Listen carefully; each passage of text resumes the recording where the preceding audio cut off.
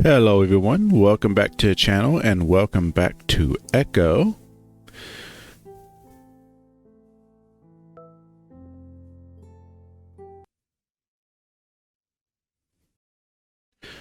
Turns out it was a good idea to hang out with Carl today. After texting back and forth with Leo, I learned that he's actually planning a birthday party for the Ram. It's a little weird since Carl's birthday isn't for another month, but I guess it's just an excuse to have a party. Leo tells me to keep Carl distracted for the day while they go shopping for decorations and gifts. He also tells me he'll get my gift for Carl, which is fine with me. TJ's pretty bummed though, considering it throws off his hiking plans, but Jenna promises him that they'll at least hike half the trail. I want to talk to him, but he's acting pretty cold towards me, probably because I'm bailing on my promise to go with him. I drive to Carl's house because it's pretty far separated from the rest of Echo, up against the foothills of the Casa de Monio mountain range. It'd probably take me 15 minutes to get up there, and there's no way in hell I'm doing that, in this heat, uphill, when I've got a car. The main reason it's separated like this is because Carl's house is a mansion. Carl's family is loaded. A legacy that's followed them ever since Carl's great-whatever struck it rich over 100 years ago. James Hendricks eventually went on to start an ice cream business which, at this point, has spread out over most of the western half of the country. Carl's mom is the CEO, I think. Actually, now that I'm thinking about it, I should probably get some shots of the mansion considering its role in the town's history. Most of the old mansion has been demolished at this point, but I think parts of it are still from the original structure. Probably best to ask first, though. I walk up to the front door and ring the doorbell, listening to the fancy chime inside.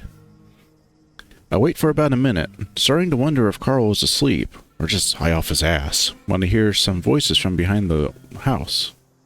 I'm definitely recognizing the crackly timbre of Carl's voice along with the high tenor of Flynn's. I head around the house, stepping carefully through the desert landscaping and walking into the backyard. "'Cause you want to make out with him?" "No, because you like to make things weird. I just want it to be relaxed." That's when Carl notices me as I round the corner, clutching my camera bag to my side. He's leaning over a bush with a giant set of clippers while Flynn lounges up against the wall watching him. "Whoa, Chase!" Carl's ears perk and he grins. "Sorry, Flynn." Carl rolls his big head at the lizard. "Was supposed to be watching for you." Flynn doesn't look at me right away, instead choosing to pull the toothpick he's chewing on out of his muzzle to look at it. He's still embarrassed about yesterday. Good. That's alright. Wasn't hard to hear you guys from the front. Yeah, just doing some yard work, obviously. He rubs behind his head.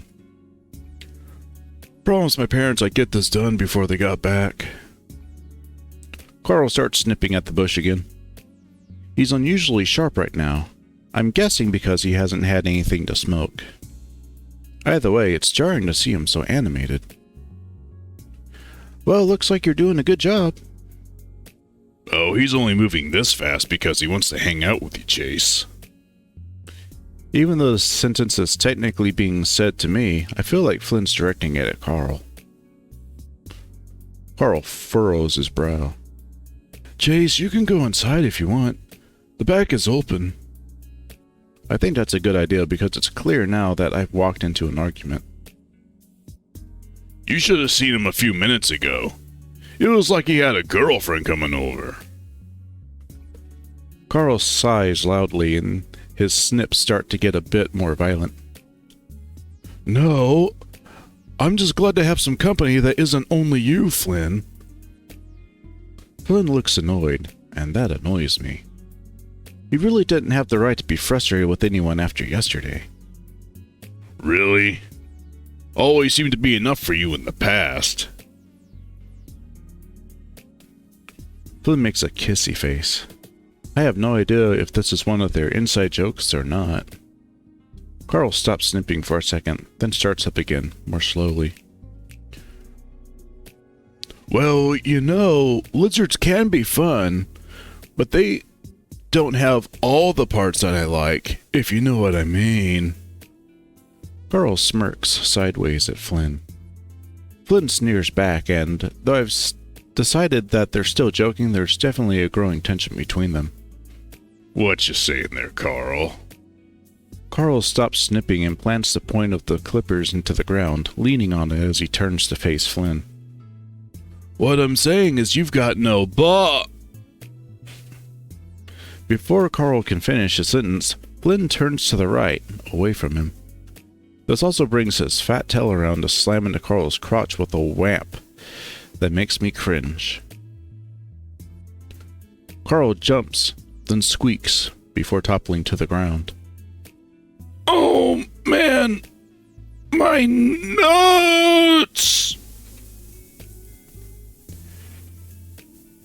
Yeah, definitely wish I had those. All dangly and vulnerable and shit. Anyway, I'll leave you two sluts alone. Flynn sticks the toothpick back into his muzzle, and I have to consciously try not to cover my crotch while he walks by me. He hasn't looked at me this whole time. Once Flynn's gone, I sidle up to Carl, who's still curled up on the ground holding himself while he mutters under his breath. You alright? Fuck no. There's not really anything I can do, so I rub his shoulder with the toe comfortably, and he freezes up as I do, looking at my foot. I'm alright, though. He gets himself into a sitting position before he gets up awkwardly, standing bow-legged. I forgot how much Flynn likes to hit people on the nuts. I'll get him back. It still hurts him if you hit him hard enough. As he stands there, doubled over with his paws on his knees, I look around. Carl's house has actual grass in the back, which is rare in Echo. Most people either xeriscape or just let the sagebrush take over. Another rarity are the two tall trees on either side of the yard. That's when I notice how empty one of them looks. Hey, where'd the treehouse go? Carl follows my gaze. Oh yeah, my dad took it down a few years ago. It was falling apart. His dad also built the treehouse. I can remember hanging out up there, playing on our portable game consoles with a fan at full blast. Even though it was still almost too hot to hang out up there. I walk up to the base of the tree and put my hand against the trunk, grinning. Man, remember all the shit we did up there? Carl shuffles up to me, still bow-legged, and grins too. Yeah, good times. I think about climbing it, but I notice that the branch we used to use as a foothold has been cut off. Your dad ruined this thing. Carl scrapes at the spot where the branch used to be with a hoof. Yeah, I guess it made the mowing harder, and we didn't use it anymore, so he just cut it off. I can see Carl's looking for a way up, too, and soon enough his eyes settle on a branch just above his head. I don't know if... Carl's already jumping to grab onto the branch with both paws. It doesn't look very sturdy. Dude, that's gonna break. So? I'm fucking fat. I'll bounce. I'm about to tell him again that the branch is definitely going to break when I notice his shirt riding all the way up his round belly. It's not like he's a bag of lard, though. It's a controlled type of gut, held together with the muscles underneath pulling it in as he flexes. He notices me staring right away and kicks out at me playfully. Pervert! First my moobs, now this! I jump back and he tries to follow me with a bigger swing of legs, and that's when the branch snaps loudly. Carl goes down once again, landing squarely on his back. Oh! I cover my face instinctively, but I still hear the hollow thud, followed by the whoosh of breath going out of his lungs. Slowly, I lower my paws and find the chubby ram rolling back and forth on the ground, eyes wide as his mouth hangs open. A distant memory comes to mind of a time when we were both 10 and Carl was showing me a trick with his new bike ramp. The handlebars ended up in his gut when he landed, and he spent the following minute rolling around on the ground, just like this. Good times. Shit. I suck in air through my teeth and kneel next to him again, patting him uselessly. After a few seconds of hesitation, I reach over and grab the front of the waistband of his shorts and pull up on it. Even though he's completely deflated, he looks at me with a bizarre expression and swats at my paw, giving a few breathless snorts as he tries to laugh. Hey, it's supposed to help you breathe. I've seen the coaches do it at school. I'm realizing that Carl's way too heavy to arc up like that, so I give up and end up just petting his stomach, wishing I could help somehow. Just stretch out. His breath is already coming back, but he follows my instruction anyway, and we sit there for a while, the silence punctuated by his heavy breathing. I start laughing. Jesus Christ, Carl. Can you go one day without hurting yourself? He chuckles too, his belly shaking under my paw. Now you know why I don't go outside. Ugh. He slumps back for a while, taking in deep breaths before lifting his head again. He looks down his chest at my paw and grins. Seems like you can't keep your paws off me, though. I move my paw, letting him pull down his shirt as he grunts and sits up. How about I just let you suffocate next time? I almost did, laughing while I couldn't breathe. I thought you were trying to grab my dick. I put my paws on my hips. Is it because I'm gay? That might just be it. Carl grabs the branch that had broken off the tree and kirks up the corner of his mouth. Dad's not gonna be happy about that. Who cares? It's just a branch. You know my dad. He gets up and tosses a branch over the fence into the desert, then turns back to me. So now that it feels like Lucha fucking Lobo just gave me the Quebradora con Giro, I think I'm done for the day. Want to work on your project now? I'd honestly rather just hang out here with Carl, but the sun's hot enough to put a damper on that. I think he once told me that it has over 30 rooms, which is fucking insane. The living room is about 5 times larger than the one in my parents' house, and it's hard to miss what looks like a 100-inch flat screen against the wall. According to Carl, the first mansion was even bigger, though. After getting a drink, he leads me straight downstairs into the basement. Down the hallway, we pass a small room theater, what looks like an entertainment room with a bar and then a small gym. The quick glance at it shows at least 10 fitness contraptions. After that, things get a little more dingy, and I can see how portions of the foundation could be decades old. Finally, at the end of the hall, Carl opens a door, and I can see from the ceiling that it's right under the stairs we came down on. Carl waves his paw around and finally grasps something before pulling down. An old light bulb comes on, and I see there's a little door with a small latch on it. He opens it, and I'm greeted with a musty smell as Carl slides through the opening. I follow it tentatively, making sure I'm not walking into any cobwebs. Are there a lot of spiders down here? I don't think so. We sprayed a few weeks ago. It's extremely dark, and I can hear Carl grunting next to me. There's a floodlight here somewhere. Oh, here it is. Like everything else in the house, it's big for a crawlspace. Pillars sprout from the ground in 2 rows that stretch back almost into the darkness. The ground is covered in a tarp, and I see dozens of plastic bins lining the walls. This is a lot of shit.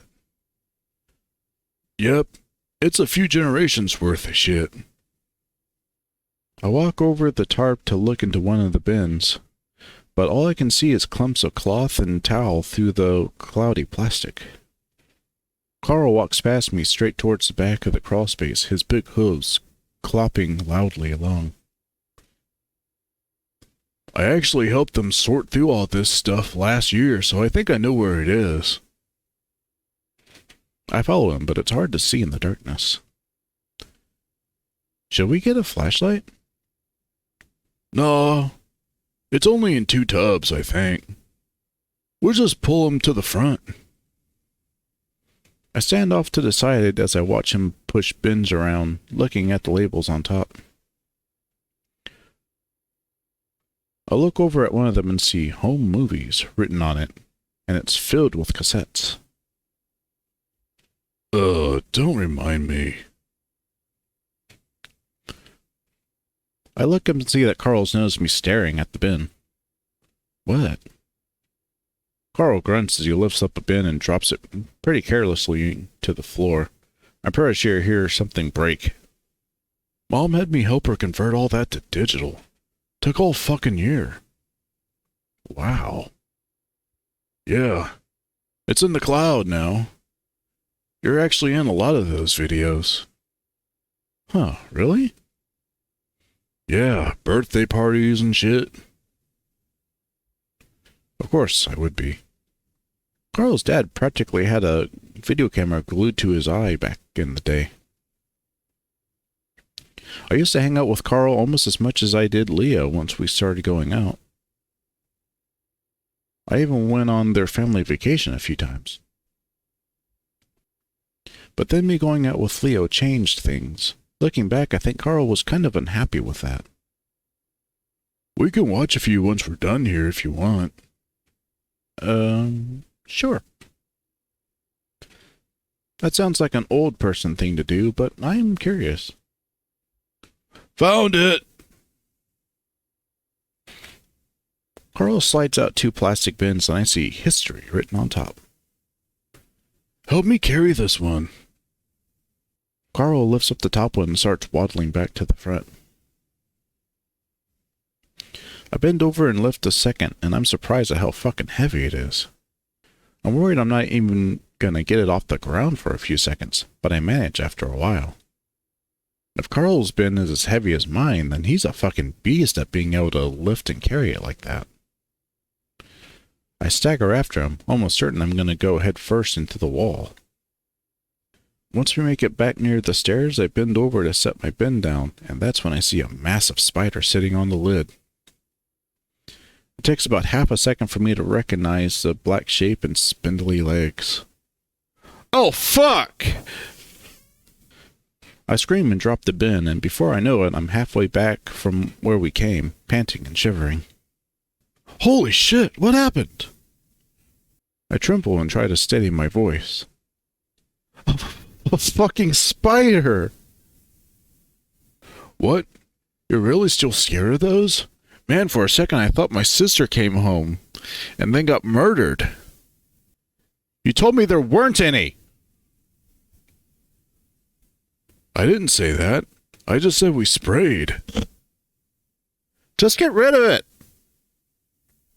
At this point, I've shuffled a little closer to the light, and I can see Carl grinning as he bends over to look at the lid of the bin. Whoa, it's got babies on its back! My body gives a violent, involuntary spasm, and I shake my paws like a fucking girl. Stop it! He glances up with me with that stupid smile still on his face. Wow, that was gay.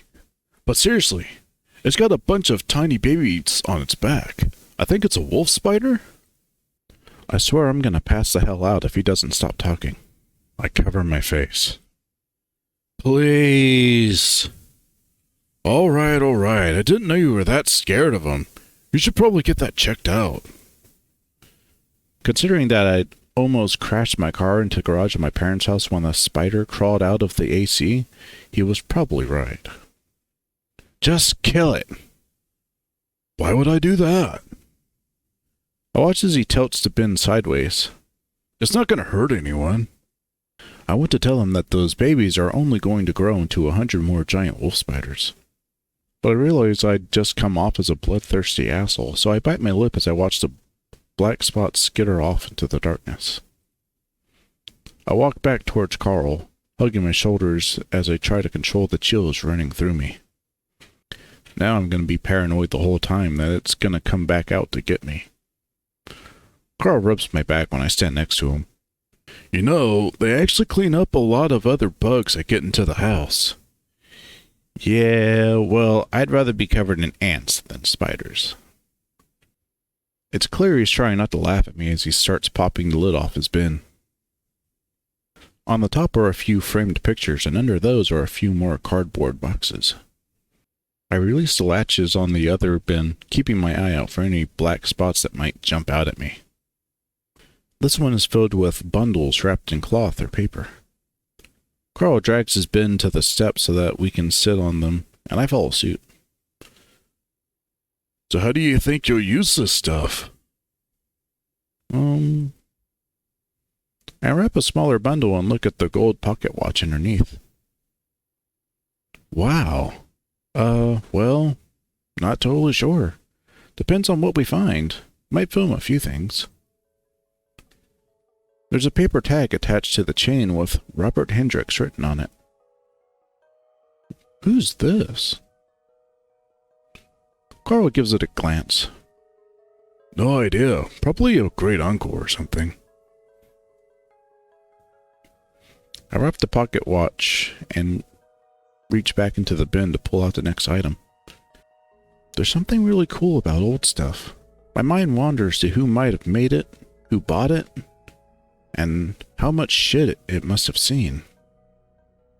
History was my first choice to major in, but Dad put a stop to that real quick.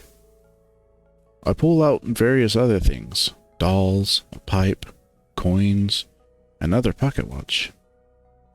I feel like this is worth a lot of money. Why don't they sell it? Probably. But it's family stuff, and I still think they want to do the museum. He gives an awkward cough. Besides, we already got plenty of money. He's got the binder open, looking at black and white photos behind the plastic. Hey, this is him, right? He points at a picture of a very dignified-looking ram, thumbs in his vest, wearing one of those big top hats. A fox stands next to him in a similar pose.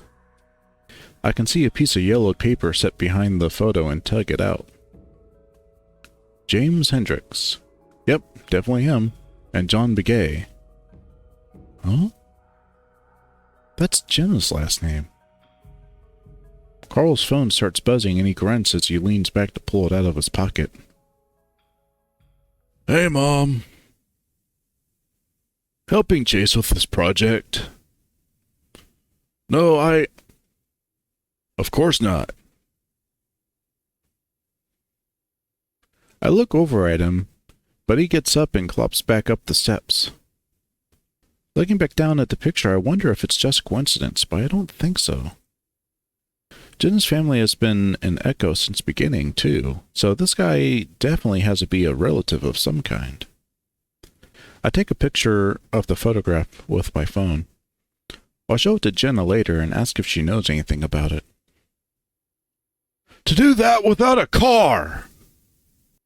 Carl raises his voice, so I look back up the steps, wondering if I should close the door. Hearing him angry like that didn't feel right. His parents were always hard on him, but I guess they had their reasons. I spend the next 20 minutes shuffling through the bins, trying to be careful not to break anything.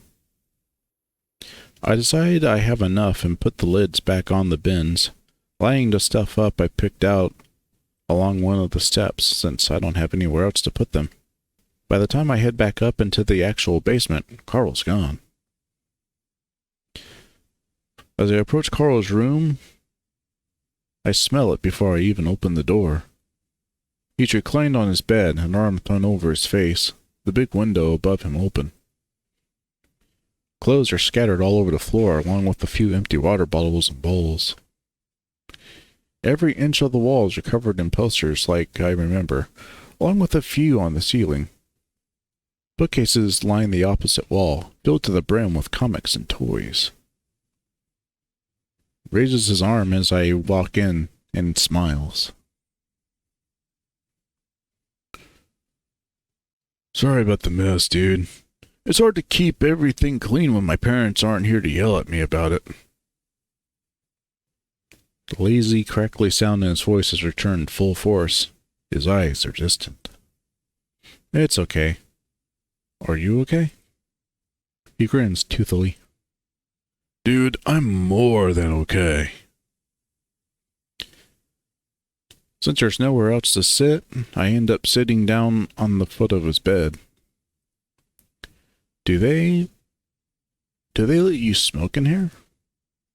The smell in his room is layered and old, like the walls have been blanketed in the smell several times before. Yep, they gave up trying to stop me. Better to be in the house rather than getting caught by some cop outside. They just made me promise that I wouldn't try something harder. Heh, good thing they don't know I've already tried dick. He puts a lot of emphasis on the K, as the bad joke seems to just dribble out of his muzzle. I lean back on the bed, and that's when I notice his flat screen, just a 48-inch, is on, and a list of video files displayed on it. What you watching? Oh! Carl grunts as he sits up and reaches for a game controller. Our old home movies. Was gonna show you some of them. How about a birthday? Sure. He scrolls down the list and stops when Carl's 8th is highlighted and presses play. The backyard I was in earlier pops up on the screen. Now a long table sits in the middle of the lawn, along with a massive bounce house. And not just any bounce house, but a giant 2-story one you'd find at the state fair. The video is timestamped April 19th, 2002. Fuck, I remember this. There are about 20 kids, mostly in the bounce house and most of whom I've forgotten. Right now, though, the camera's zooming in on an 8-year-old Carl. He's messing with a giant Nerf gun, the kind that no kid ever gets because they're so damn expensive. And that's when 8-year-old me enters the picture holding a much smaller Nerf gun. His parents gave everyone a goodie bag that day. It had toys in it that I might not have been able to get on my own birthday. My kid self puts the gun to Carl's head and pulls the trigger, the dart bouncing off one of his horns. I specifically remember that moment.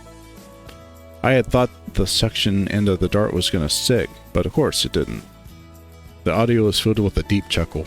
Carl's dad behind the camera. You were a dick back then. What? I was 8! Still, you blew up my candles. Oh yeah.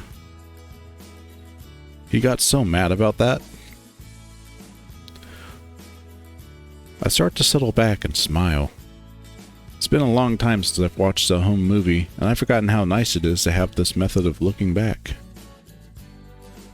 Kind of like when I get stuck on scrolling through all the old images on my phone. My younger self is trying to help Carl with the gun, lifting up the barrel and looking into the opening. Careful! Kid Chase pulls his head back with a jolt as Carl's dad yells, then murders behind the camera. Let's see how long it takes him to trick Carl into trading with him. Carl's dad sounds exasperated, but good-natured. It still makes me blush a bit, now knowing how aware Jim was of my taking advantage of his son. Our struggles with the Nerf gun gets the attention of another kid, though. My breath catches in my throat as Sydney bounces into frame.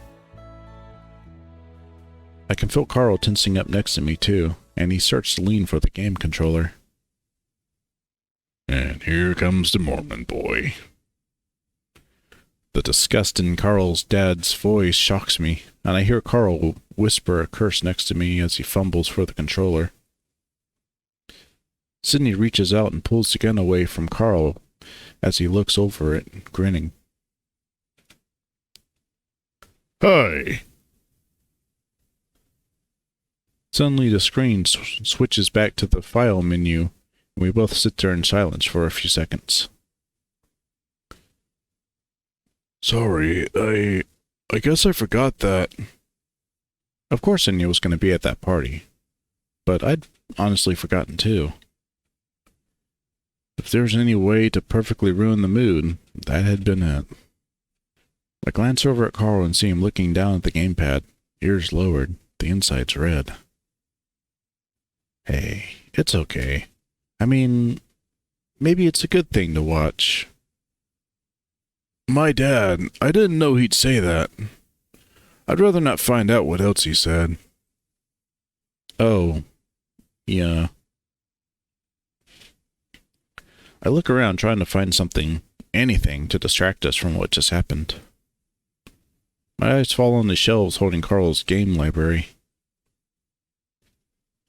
Want to play a game?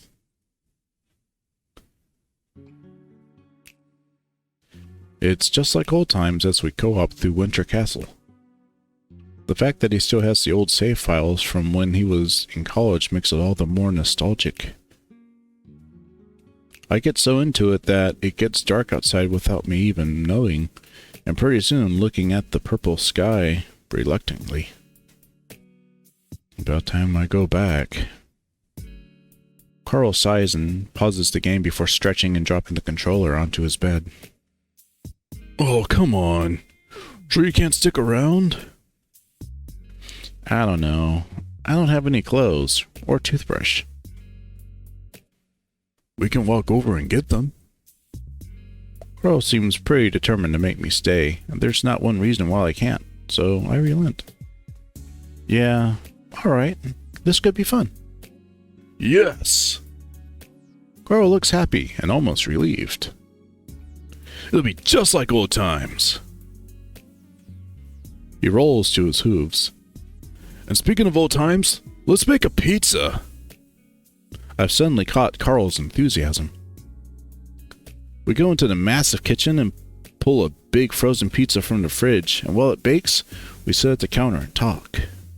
At this point, the haze of pod has lifted from Carl's face, and he's animated and excited again, swirling on one of the counter stools. For the first time in almost 10 years, I'm giddy and excited in a way that you only get when you're at a sleepover. That makes it a little jarring when he pulls out some beers, but I'm happy to have a few, and we guzzle them down as we talk about past sleepovers. Pretty soon our reminiscing drifts into the present, and that's when the conversation slows a bit, Carl having less to say. I try to change the subject and tell him that he should come back to school. He just smiles and shakes his head. 3 hours later, we're both laying back on Carl's bed, head to toe, having just watched a shitty action movie. We didn't end up going out to get my stuff, so I'm just in my boxers, pleasantly drowsy and buzzed. I hear Carl shuffle and look down my chest at him. What's up? He looks over at me and shrugs. Nothing. Just thinking. About what? During our past sleepovers, Carl had always been afraid to be the last to fall asleep. He tried to keep me up by talking, rolling over on top of me, and sometimes just throwing shit at me. I wonder if that's what he's doing now. I don't know. Life? That's a lot to think about. Not for me. I look over at him again. He's holding one paw up, looking through his fingers at the ceiling fan. You're just figuring things out. Carl lets his arm flop back down over his head, blowing out a sigh. I'm not figuring things out, man. I don't have to say anything. Schoolie's reaching out to me, but I'm not sure I can offer any advice that he hasn't heard before. I just wish I could be doing something. I think for a moment. You've done a lot more than some people I know. I mean, your art is great. You did go to school even if you dropped out, and you were working while you could. There are a lot of people out there who can't even say that. Carl laughs, but it's a sad kind of laugh. Try saying that to my mom. She always got something to do. Always wants to do something. I just don't feel that. He turns his head towards me. I wish I did, Chase. I just can't. His voice catches in his throat. I shrink a bit into the bed, pretend not to notice. The beer we've had is definitely partly to blame for this. He turns his head towards the wall, though, and I'm guiltily relieved that when he talks again, his voice is under control. I just wish it wasn't such a goddamn chore for me to just go outside, you know? I didn't know, but I nod anyway, even if you can't see. He's waiting for me to say something, though, so I clear my throat. You have a problem. Don't take this the wrong way, but maybe you should see a therapist. He snorts and finally turns his head to look back at me, his horns bumping the wall loudly. Ha! I already do. I thought they'd just give me a pill to make things better, but apparently I have to actually make an effort too. And I'm like, isn't that why I'm seeing you? For the whole making an effort thing? I laugh along with him. Yeah, I can remember what that's like. He watches me for a few seconds. So is all that?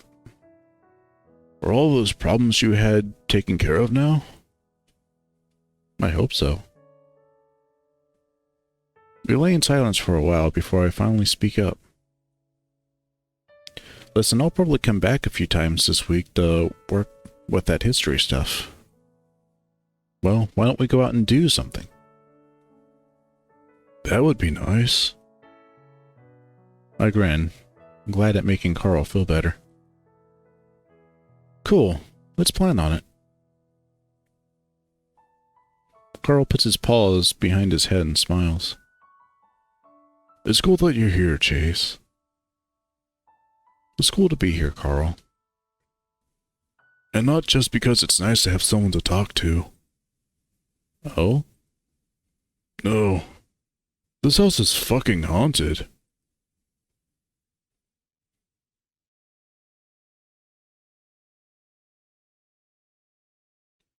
I don't remember falling asleep, but it's at that moment that something wakes me up.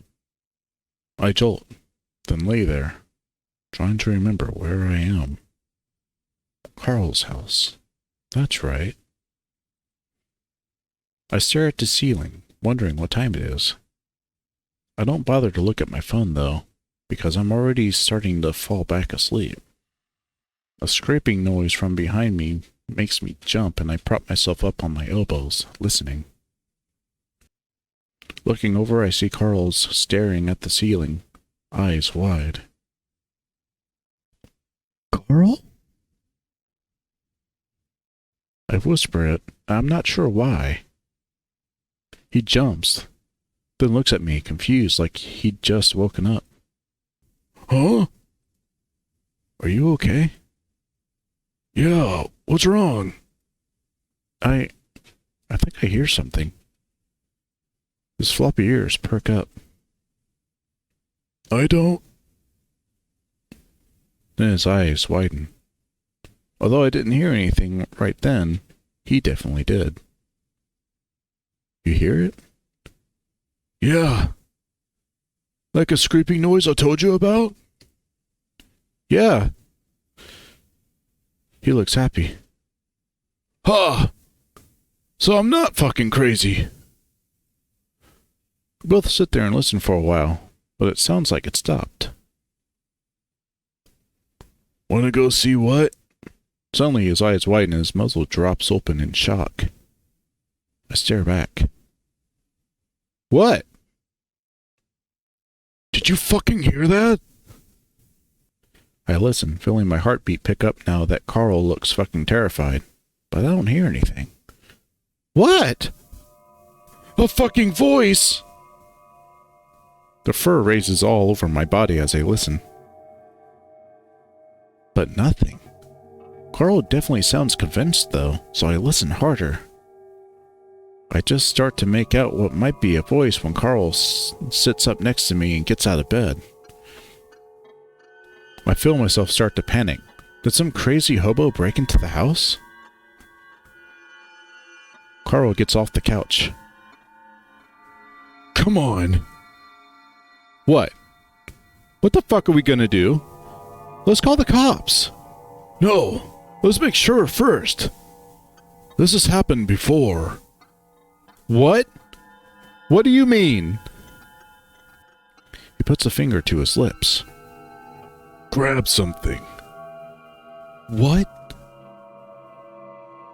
I follow Carl out into the kitchen and he starts rummaging through the drawers. I follow him, hugging my shoulders, feeling a lot colder right now. With the sound of metal sliding against metal, Carl pulls out a giant steak knife. What the fuck? Dude, I've been hearing this shit for the past month, and I've been too scared to go down there. But now with you here... He flashes me a smile. I'm gonna find out what the fuck this is. Here. He reaches into a spot between the fridge and the wall and pulls out a broom before sticking it out to me. I take it slowly. What the hell am I supposed to do with this? Hit him. Come on. Carl starts down the stairs and I follow behind, holding the broomstick in front of me like a sword. I've never had to hit anyone with a stick before. I have no idea what I'm doing. Once we get to the small door leading down to the crawlspace, Carl pauses, and we both listen. It's silent for a while. Then...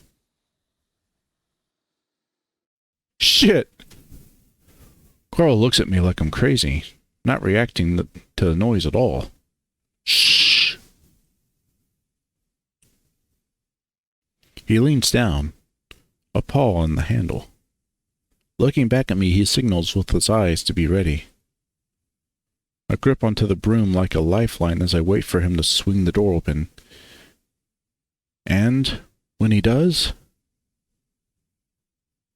darkness. Shit! So whoever's down here is just slinking around in complete darkness? Hey! Carl says it unconvincingly, the fear clear in his voice. Then, after looking back at me... Fuck it.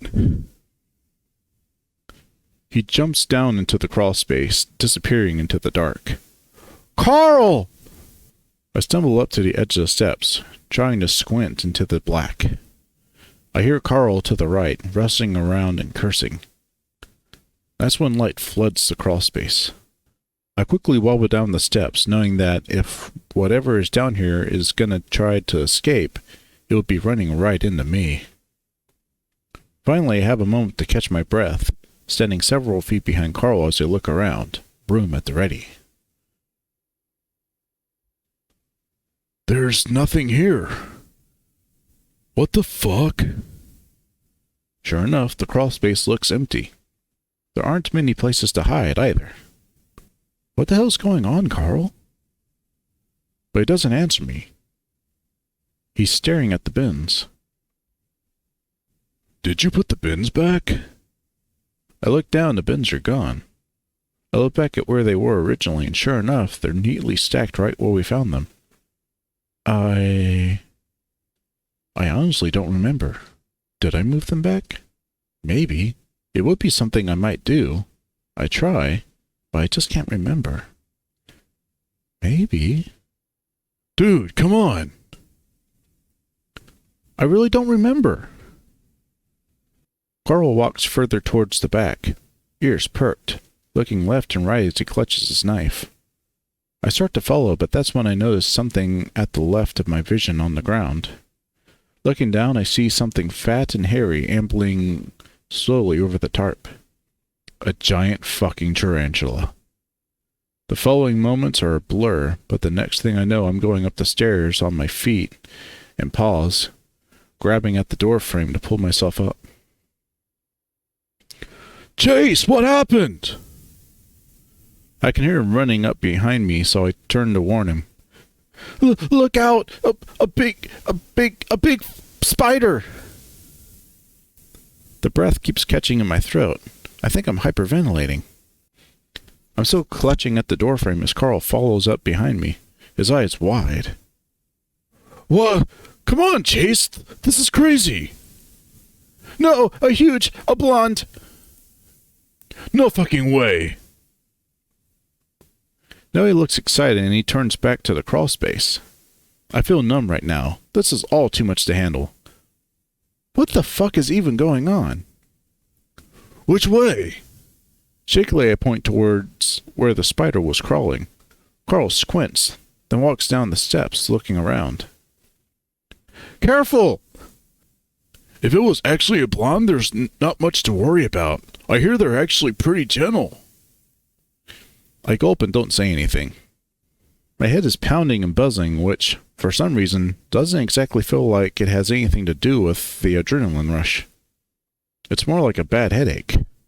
Carl looks around for a while I focus on the steps, making sure nothing starts crawling up them.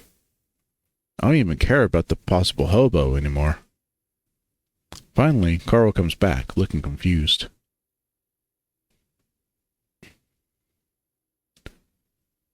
Well, there's nothing there. You know, sometimes I see shit when I'm really tired. Want to go back upstairs? There's nothing here. This can't be happening again.